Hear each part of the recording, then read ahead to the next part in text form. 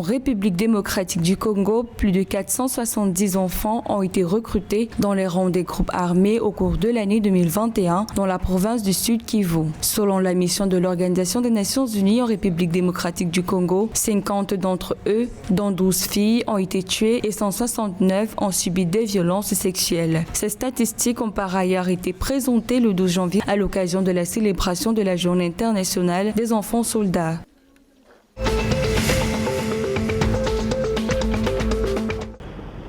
Au Tchad, des affrontements entre éleveurs et agriculteurs font 22 morts. Ces affrontements tenus le 12 février 2022 à l'est de la capitale N'Djamena sont partis d'un problème foncier entre les communautés de Boulala, des cultivateurs sédentaires, aux Arabes qui sont des éleveurs nomades dans le village de Zohana selon les autorités.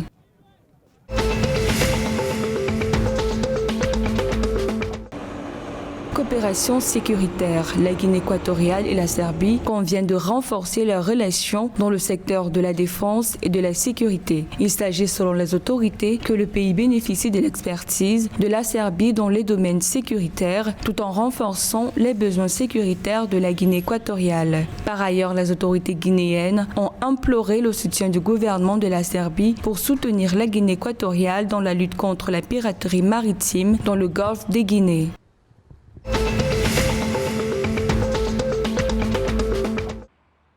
Les autorités gabonaises affectent 87 000 hectares de terre pour un projet d'agroforesterie sous le pilotage du ministère des Forêts. Selon les autorités, ces terres sécurisées seront distribuées aux opérateurs économiques et producteurs pour leurs activités agricoles. Par ailleurs, le gouvernement gabonais table sur un pronostic de production de plus de 50% de la consommation alimentaire du pays. Le ministère de l'Agriculture indique quant à lui que sur les 100,2 millions d'hectares de terres cultivables dont dispose le Gabon, 2 millions sont non attribués.